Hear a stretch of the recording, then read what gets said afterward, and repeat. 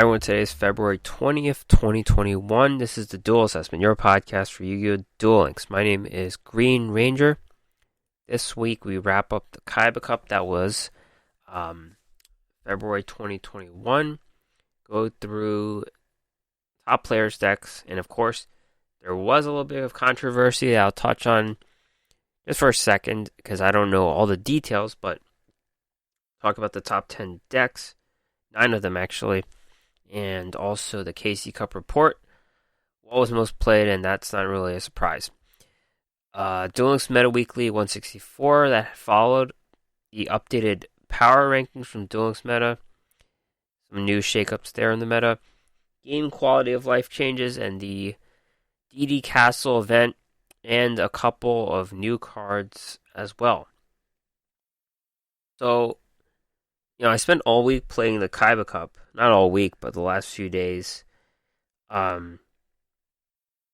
have a really irrelevant rank as I posted online. I am top 10,000 global, but that doesn't really mean much. You have to place within your top 500 in your region or so. And yeah, I think I was like 4 or 5 duels away from hitting that point. Let's see. Yeah, rank 7,548, DP 17,946. So I had to have like 21,000 DP to get top 500 global and NA. It didn't really matter to me. And notably, I switched over from Noble Knights to Water XZs. I kind of went all in. I'm still short an angler, but it's okay, I think. I think you could get away with 2 anglers. And playing the Water XC's deck suboptimally, I must add. And I've kind of adapted my deck to the new deck that they have. So, not really the new deck, but the new addition that there's there. So, yeah.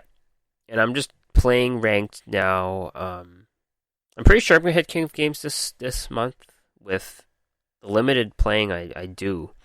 I was 1 game away from the Legend 5 promotion match, and I'm back down at Legend 3. So, yeah, it's just getting a better feel of the deck. Playing the new version of the deck helps as well, I believe. And I'm not going to discuss the deck yet because I'm going to save it for the King of Games report if that ever happens, or talk about the Water deck at some other time. I think I talked about it last week, but not worth discussing at the moment with my accomplishment. So, KC Cup 2021, I guess, the controversy, I guess I'll discuss that first. Controversy was that there was collusion, which means a bunch of people working together for a common goal. And the collusion was tanking games. I'm not sure how often the top players face each other. It's an ELO system, so the best players will play against each other. So that's definitely possible. I'm not going to comment if I think it's real or fake, because I am a very outsider to the situation. I don't know what happened. I didn't see what happened. And I barely read anything. It's just from gleaning what I've gleaned that the collusion happened, and it wasn't discussed as cheating. You see Konami ban people through various events that have happened in the history of this game, and this one wasn't mentioned as cheating, or no one was taken off by any means. So I don't know if it's ever going to be official, but a lot of people seem dead set that it did happen. So yeah, that was the cheating. Collusion, people tanking games. That is it.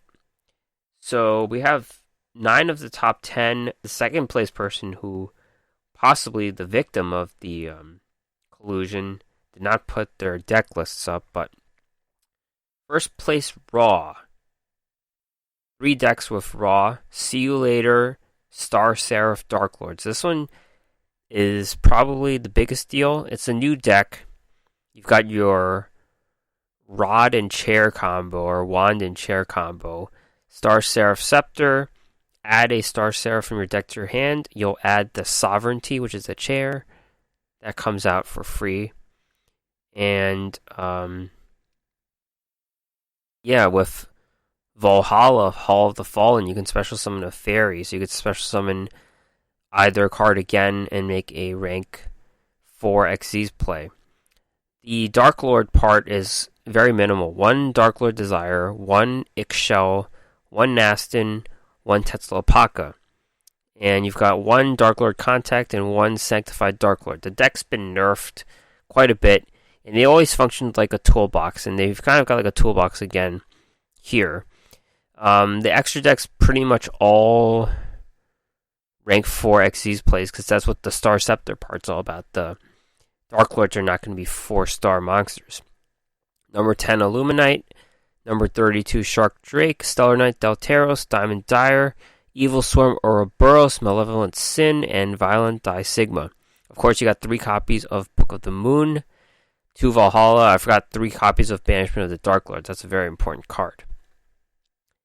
Other deck level duplication. Thunder Dragons. This deck notably uses 2 copies of Trifortress Tops, which comes out of the graveyard, and also a Volcanic Wall to help mill some cards. It's a great card to mill some cards, so make sure you level up Axel Brody to 45. And Territory of the Sharks, Water XZs, and the innovation here that I've adopted is running Gishki Chain. And, you think of Gishki Chain, you think of ritual cards. It was a useful deck in Cyber Angels, for example, when rituals were good. And you think, why would you run Gishki Chain? Well, it's a level 4. It's a Sea Serpent. That's the most important part. So you could special summon another Sea Serpent with the Atlantean Heavy Infantry. You can't do the Deep Sea Diva play because that's level 3 or lower, so this is going to be less. But the level 4 also works towards the rank 4 XYZ plays that this deck uses with the Hope Woven Dragon Spider Shark and the Abyss Dweller, so you don't have to use up a charge of your Territory of the Sharks. And it's Scries. So the main ability of Gishki Chain is you look at the top 3 cards in your deck, and because there are no ritual cards in this deck, you're going to scry and rearrange the cards to your liking. So, yeah, that's what the card does, and that card really changed this deck. So basically, it's Gishki Chain, 3 Deep Sea Diva, 2 Angler, which works towards my favor because I only have 2. 2 copies of Atlantean Marksman, 3 Heavy Infantry, 1 Attack Squad, 2 Book of the Moon, 2 Forbidden Lands, 1 Salvage, 1 Shadow Imprisoning Mirror, and 2 Treacherous Trap Hole. The deck could run Necro Valley, but I feel the Imprisoning Mirror, Shadow Imprisoning Mirror, has actually won me a few games in ranked since I put it in. And you don't really handicap yourself with that side of the Necro Valley if you fall behind.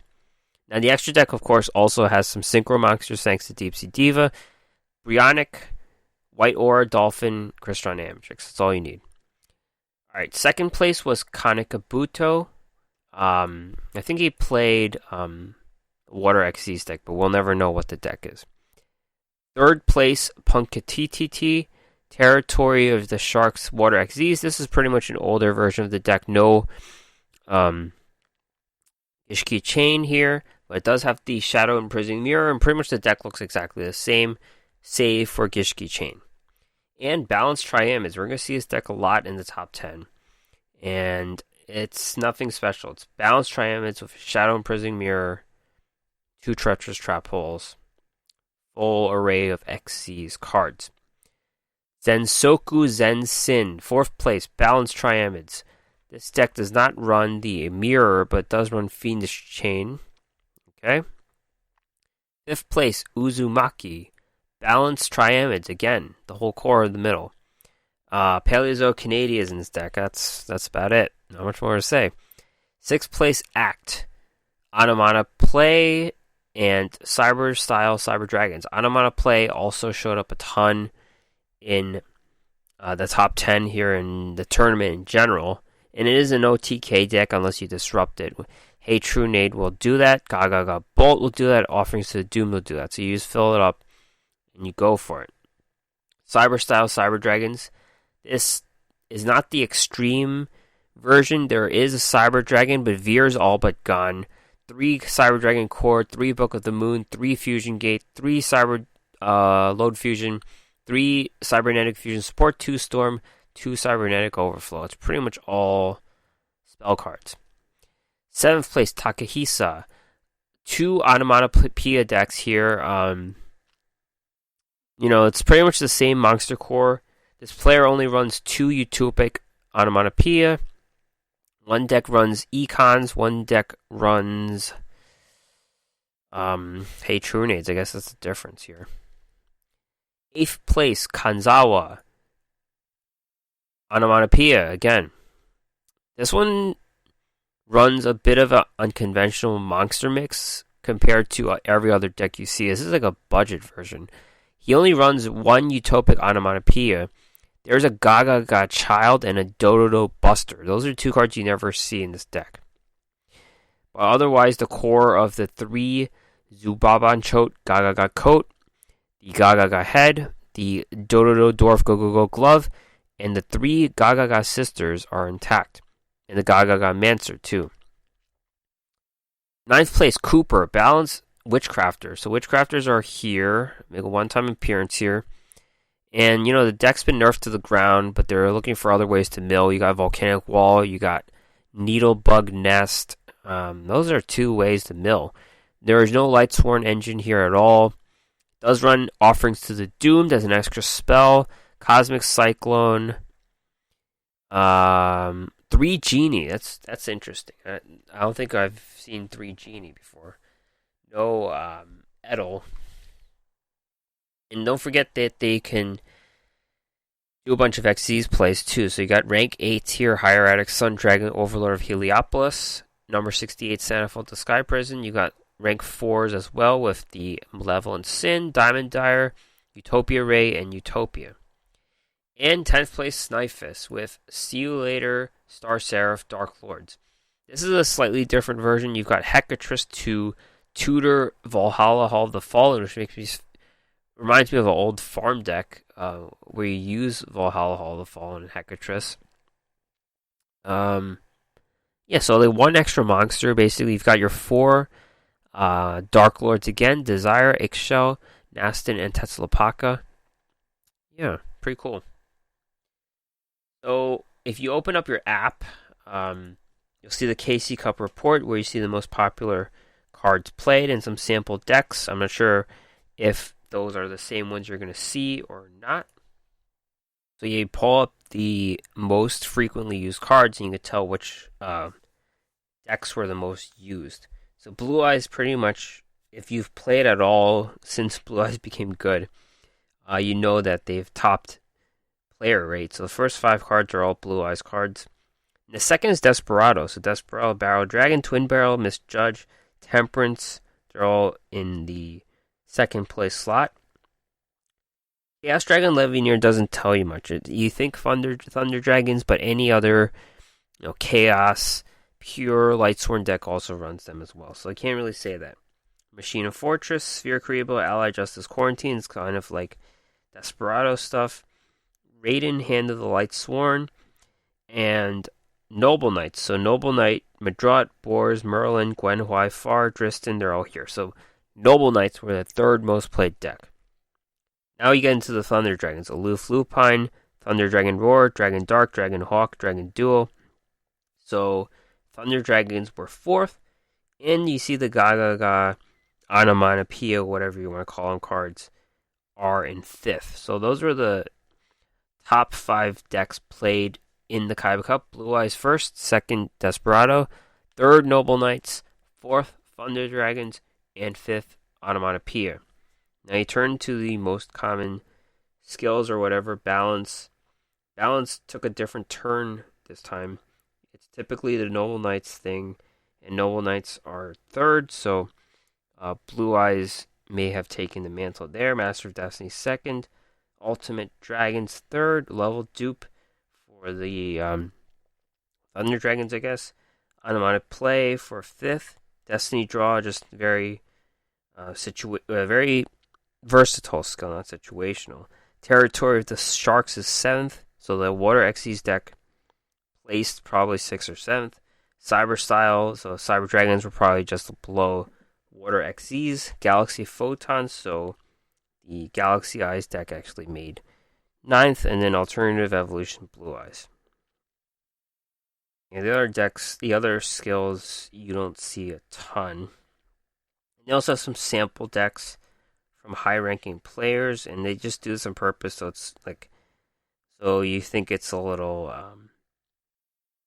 diverse meta. So Balanced Triamids, a Territory of the Sharks, Water XZs with 2 Gishki Chain and 2 Head Judgings. So Head Judging was put into the Water deck. Balance, what do you call these guys? This is Teller Knights? I don't think so. Titan Showdown, Evil Eye, Level Dupe, Thunder Dragons, Balanced Noble Knights, of course. Ultimate Dragons, Blue Eyes. Yep, that was the most common skill there. Destiny Draw, Fire King. I don't really think so. See You Later, Star Seraph, Dark Lords. Here it is. So yeah, these deck lists are in the game. Onomatowhat play. Yep. So that's the KC Cup report, and that's the KC Cup that was. So after the KC Cup, Duel Links Meta Weekly 164 happened. First place, Airy 1998. Territory of the Sharks, Water XCs. This is the new version with the Gishki Chain. 3 Diva, 3 Silent Angler, 2 Marksman, 2 Heavy Infantry, and 1 Attack Squad. Some decks run the 2 Heavy Infantry. I run 3, but I do see it's a dead card sometimes, but it does give you the double summon. It's nice to have 3 Anglers in this deck too. Back row seems pretty core now. Like it's set. Book of the Moon, Forbidden Lands, Salvage, Shadow Mirror, and Treacherous Trap Hole. Second place, Greedy Goblin with Balanced Blue Eyes. So Blue Eyes have gotten into the balance thing with Necro Valley. So Necro Valley provides 2 extra spells for them to fulfill the spell requirement of requiring 6 spells for balance. Top 4, V Bellafiore, Ultimate Dragons, Blue Eyes. This is the old style, no Necro Valley. All your discard traps. And top 4, Nico FN, Balanced Noble Knights. So we've seen Noble Knights not use discard traps. This one's got like 5. 2 Raigeki Break, 3 Karma Cut, and even Ballista Squad. So there you go. Pelennor fading out of favor in terms with Brothers. Brothers is in this deck. Otherwise, the deck looks about the same. No Cosmic Cyclones in this deck. It is in the side deck, though. Cosmic Cyclone and Hey Trunade, common cards you see with this deck. And of course, I must say, Malevolent Sin has made the Xyz extra deck for Noble Knights. The Abyss Dwellers no good, and the Steel Swarm Roach don't work either. The tier list had a shakeup because of the Kaiba Cup. Onomata Play, Onomatopoeia, whatever you want to call this deck, Onomat. They're first place. They're all the way in tier 1 with 13.4. So they shot up like 4 points. They were in tier 2 last time we checked. Desperado has faded a little bit at... Actually, this is a little updated. Onomat is 13.9. Desperado has faded a little bit at 12.9, but still firmly in tier 1. I've really expected this deck to go away, but it hasn't. But I feel it's going to get nerfed. I feel like Head Judging is going to get nerfed. There's a lot of complaints about that card. If we wanted RNG, we'd play Hearthstone, right? Like, playing RNG here. A controlled RNG. You get Sartorius picking your first 3 coin flips, so it's not really... That's 3 negations right there. Thunder Dragons fading a little bit, 12.0, but they're still in tier 1. And the previous winners of the last month, Noble Knights and Blue Eyes, have been demoted to tier 2. Noble Knights sitting at 11.3, Blue Eyes sitting at 10.1. So they still have a bit of room before they fall out of tier 2, but they're kind of on the cusp of like being tier 1. Water XZs has placed here at 8.8. So they're doing pretty well as well. And Black Wings are the only tier 3 deck at 3.2. Alright, let's talk about game quality of life, or QoL as I call it.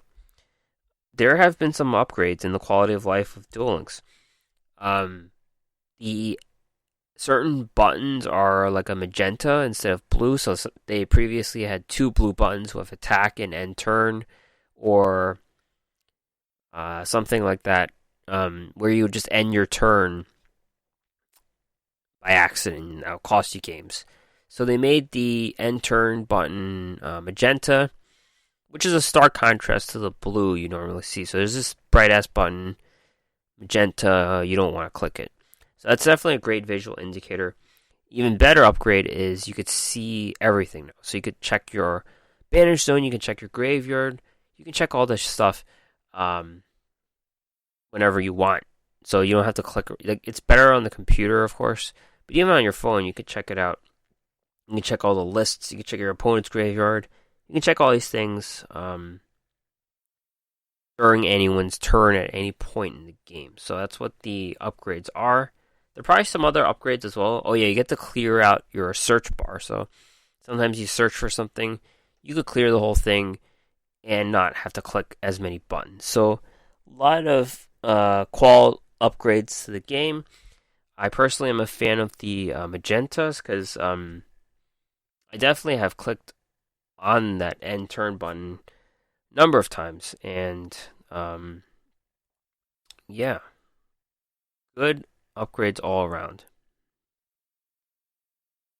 So this week we got DD Castle Assault, which lets you get Axel Brody, and getting all his cards. Of course, the Fire Volcanic Wall is the main card, main get. Also, his Fire Reload skill has proved useful in the past. But what new cards are here? We got 2 new cards and also a new duel skill. Prometeor the Burning Stars. You are Fire Machine level 8, 2800 attack, 1000 defense. When this attacking card destroys a monster in your opponent's main monster zone, you can discard 1 card. This card can attack again in a row. Also, the zone that monster was in cannot be used until the end of the next turn. Very cool effect. Pseudo Ground Collapse. You're leaving Scorched Earth on what you just destroyed. You could lock out 2 monster zones with this card. This card I thought was bad, but then you get to attack again, so it's a pretty good way of attacking again. But we see the Cyber Dragon card attack 3 times, and you're dumping stuff into the graveyard to your benefit to fuse something else. So the Cyber Dragon card does it a lot better. This is discard 1, attack again, and you could just scorch their field zones, their monster zones and stuff. It's a very cool effect, very unique and cool effect. It disrupts special summoning. There's only like 3 spaces on the board, so you could destroy 2 things, and they're left with 1. They can't synchro summon, they can't XZs. It disrupts things. The problem with this card, of course, is a 2 tribute, 2800 attack card, which puts it below the 3000 cut point. You can't get over those blue eyes monsters. Has to be some kind of sexy combo to play this card. Like, otherwise, it won't see the field, no matter how cool this effect is of using a ground collapse on your opponent. It's a very cool card. That's all I have to say about it.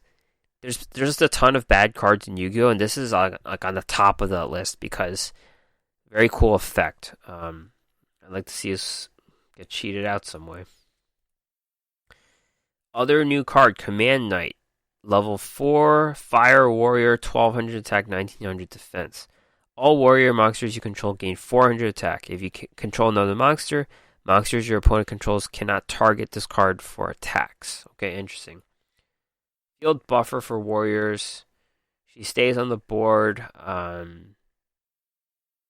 So as long as you have another monster. So you could have like a Noble Knight with a Noble Arms of Destiny, and they could just keep taking blows while this card lives, and they all get buffed 400. That's something, I guess. She has a fire attribute, which, all these fire cards you think, can I fit it in with Invoked Purgatrio? This one would say no. Just there to buff warriors, protect herself. Being a warrior, you can also put the Noble Arms cards on her. So, I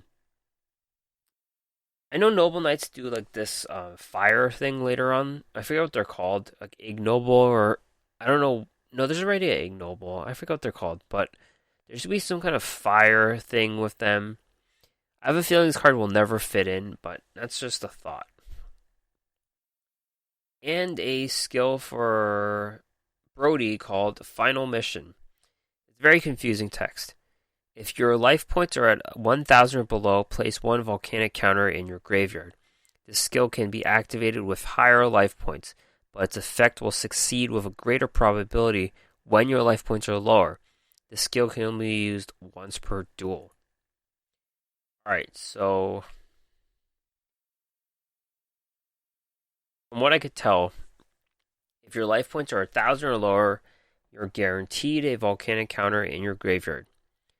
Anything between 1,100 and 4,000 are unknown. I'm going to assume it's never going to activate with 4,000. It's going to be likely activated with 1,100. I don't know where 2,000 stands. I don't know if the linear relationship, if it's quadratic, exponential. It's probably exponential. I don't know. But basically, you need to survive the attack to inflict burn on your opponent with the same degree. That's what the volcanic counter does. You get hit, banish that card, burn them for the same amount. So, there could be situations you win the game. You get 2,000 life points, you activate the skill. Magically, it shows up in your graveyard. They hit you with like 1,900. You hit them back, they lose. It's a very situational skill. We don't know how well it activates. Like, if it's 1,000 or below, you're not going to survive much. You could survive a hit from like a Silent Angler, or Deep Sea Diva, but like, where's 1,100 versus 2,000, right? 1,100, you're not going to survive anything. 2,000, you might. So where's that cut point? That's what we need to know, how good the skill is. But in any case, it's very situational. Probably never going to see play. Okay. So what we got now are two new cards. First one is from Duel Quest. It's called Rapid Fire Magician. Only get one copy of this card. Dark Spellcaster, 4 stars, 1,600, 1,200. Inflict 200 damage to your opponent each time you activate a normal spell card. So, this is like spellcasters thematically activate normal spells with powerful abilities. You think of all the Dark Magician cards, they have Dark Magic Expanded, or whatever they call it, or Illusion Magic, which are quick plays. I guess the old skills like Thousand Knives, Dark Magic Attack are all kind of like powerful normal spells. It's kind of thematic in that way. Spellcasters are known for powerful spells, so you keep activating them with the spellcaster, you burn them. So it makes sense to use powerful generic burn cards. Hinotama, Restructor Revolution. Those generic burn cards. Burn them, and then you hit them for an extra 200 each time. Then you run out of cards in your hand, and then you lose. One thought is to use Witchcrafters with this card. So, Witchcrafter Collaboration and Witchcrafter Holiday are both normal spells. In addition to whatever normal spell you could run. You could run Herald of the Abyss or something else. And then you can recycle those cards. That's what Witchcrafters do. They recycle their own spells. So in a way, you could just keep this guy alive and burn them a bit more. It's not a great strategy. The burn's not enough. There's a better card with the Curse of Darkness where it burns them for 500 for each time they activate a spell. So it's kind of like, unnerfed 500 damage instead of this nerfed 400. In any case, Rapid Fire Magician is not very good.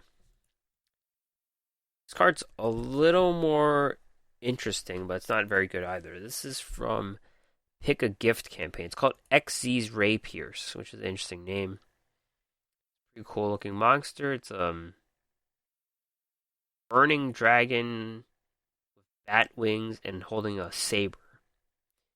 Fire dragon, level 4, 1700 attack, 200 defense. 200 defense. It's like any pyro monster. You can banish one dragon and one worm from your graveyard. Special summon one XZ's Ray Pierce from your hand or deck. If this card is sent from the field to graveyard, it inflicts 500 damage to your opponent. I think it's only going to be 250 in Duel Links. You can use each effect once per turn. This is an interesting card. If it was a Chaos Monster, it probably would see play. Chaos Monsters, like light and dark, banish stuff. And this one cheats out from the deck, which is very interesting. So, you need a dragon and a worm. I don't think we've seen them used in conjunction very often. Worms are the main type for Metaphys, and Metaphys do like getting banished. So, if you can find an incentive to sneak a dragon into a Metaphys deck, but they're so well oiled that you don't really want to mess with what they're doing. Metaphys decks can beat you often. So, you sneak this XZ's Ray Pierce, some dragons, you're kind of diluting the pool that is Metaphys. Now, if there's some useful card down the line, or a worm or a dragon that's generically useful, like a tuner, I feel like there is a tuner. There's like a level 2 something. Galaxy Serpent. Let me see if that's a card. I think I just made up that name. Galaxy Serpent. Card. Galaxy Serpent's a dragon tuner. A level 2 dragon tuner. So let's say you sneak this guy into a Metaphys deck. And then you have some of these guys. It doesn't really do much. This card's just like 1700 attack. It cheats from the deck, which is the best ability. That's something. You inflict burn. You inflict 250 burn. Oh, it's a weird card. I really don't know what to say about it. It's a weird card. Okay, so that seems to be it for this week. Upcoming news, just 2 things. We don't have the new announcements yet. So new Duel Links mission research, new SR called Soundproofed, and late February we get a new legendary duelist, likely Antimony. There's also the duelist challenges, but I don't think they announced the card that comes with that yet. But I played the first one, and you have to play with the on toggle because it's not going to work otherwise. So that's just a tip for you there. All right, so thanks for listening to the podcast. Hopefully there will be more information next week, possibly about nerfs. We'll see what there is. Find this podcast anywhere. Just search the Duel Assessment, Duel Links podcast, whatever. We're on all your favorite subscription services. Check out the podcast and more at the website, theduelassessment.wordpress.com. Email me with any questions at theduelassessment@gmail.com, or you can find me on Twitter, duel_assessment, or my own account at Green Ranger CCG. All right, thanks for listening. See you next time.